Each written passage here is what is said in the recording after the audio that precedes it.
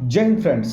दोस्तों, आप सभी को सबसे पहले आगामी नववर्ष की हार्दिक शुभकामनाएं। नया साल आप सभी के लिए जीवन में कुछ बेहतर लेकर के आए, आप जीवन में उन्नति कीजिए। 2026 के अंदर आपको भगवान करे बहुत ही ज़्यादा समृद्धि हासिल हो। दोस्तों, आज के इस वीडियो में हम लोग बात करने वाले हैं यहाँ पे द बिग बुल, जो पहले बिग बुल थे, मैं उनकी बात यहाँ पे करना चाहूँगा। हर्षद मेहता जी का 31 दिसंबर को ही, आज के दिन ही उनका देहांत हुआ था। लेकिन सबसे इंपॉर्टेंट बात यह है दोस्तों कि यहाँ पे आपको राकेश झुनझुनवाला जी और हर्षद मेहता जी, ये दोनों लोगों के स्ट्रैटेजी से आपको क्या सीखने को मिलता है, क्या आपको यहाँ पे चीज़ों को अडॉप्ट करना चाहिए जो आगे आने वाले समय में आपका ट्रेडिंग यहाँ पे बेहतरीन बनाए। इन्वेस्टमेंट अगर आप कर रहे हो तो उसके अंदर भी आपको प्रॉफिट बढ़िया बनाए। सबसे पहली चीज़ एक बात समझिएगा दोस्तों, राकेश झुनझुनवाला जी जो थे वो थे शॉर्ट सेलर, यानी कि सेल करके पैसा बनाते थे स्टॉक मार्केट के अंदर। लेकिन हर्षद मेहता जी जो थे वो ग्रोथ ओरिएंटेड काम करते थे। ग्रोथ ओरिएंटेड मतलब उनको ये था कि भैया किसी भी स्टॉक को शॉर्ट सेलिंग मत करो, उससे क्या होता है, प्रमोटर को भी नुकसान होता है और इवेंचुअली आप देखोगे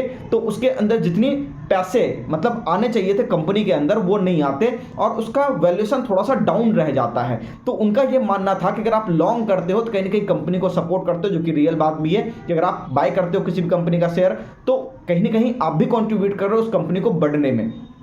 तो उनको एक बात समझ आ गई कि ग्रोथ ओरिएंटेड पैसा बहुत ज़्यादा यहाँ पे बनता है। उनको वहाँ पे दोस्तों आप ये कह सकते हो कि 60 से 70% का रिटर्न मिलता था, मतलब वो बना करके अपने क्लाइंट्स को देते थे हर्षद मेहता जी। वहीं राकेश झुनझुनवाला जी मात्र 30 से 35% का रिटर्न ही बना पा रहे थे। एंड में आप ये देखो, जब हर्षद मेहता का जो आपका 1992 वाला स्कैम हुआ था, स्कैम 1992 के बाद भले वो बबल फट गया, लेकिन वहां पे एक बात सबको ये बात समझ में आ गई थी दोस्तों, राकेश झुनझुनवाला जी को भी ये बात समझ में आ गई थी कि ग्रोथ के अंदर जो पैसा है ना वो पैसा कहीं और नहीं है। मतलब कि शॉर्ट सेलिंग में जाकर के आपको ज़्यादा कुछ नहीं मिलना है। आज भी आप देखोगे मैक्सिमम लोग शॉर्ट सेलिंग में ही मरते हैं। सीधी सी बात आप समझो, नॉर्मल एक मैथमेटिकल कैलकुलेशन है, लाख रुपए का चीज में ज़्यादा कितना गिर जाएगा, 99.9% गिर जाएगा। लेकिन 1 रुपए का चीज भी अगर 2 रुपया होगा तो सीधी सी बात है वो वहां से 100% बढ़ेगा। यही एक सिंपल सा रीजन है दोस्तों कि यहाँ पे आपको लॉन्ग साइड पे पैसा ज़्यादा बनता है, शॉर्ट सेलिंग करने पे पैसा कम बनता है।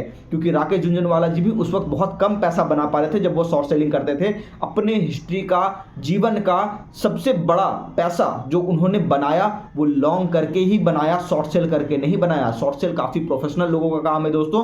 जब तक आपको जानकारी इसकी ना हो सही तरीके की, तब तक आपको शॉर्ट सेलिंग से दूर रहना चाहिए। आज भी मैं आपको बताता हूं अपने बारे में कि मैं भी ज्यादातर मामलों में कोशिश ये करता हूं कि ट्रेंड अगर ऊपर का है, बड़ा ट्रेंड ऊपर का है, तो मैं बाय ऑन डिप्स करूं, बजाय कि उसको कहीं एक एरिया पे जाकर के वो रेजिस्टेंस ले रहा है तो उस केस में भी मैं शॉर्ट सेल जल्दी नहीं करता। तो आज का दिन आपको यही सिखाता है दोस्तों।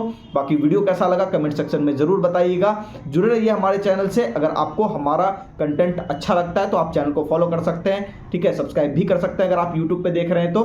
बाकी मिलते हैं नेक्स्ट वीडियो में, धन्यवाद।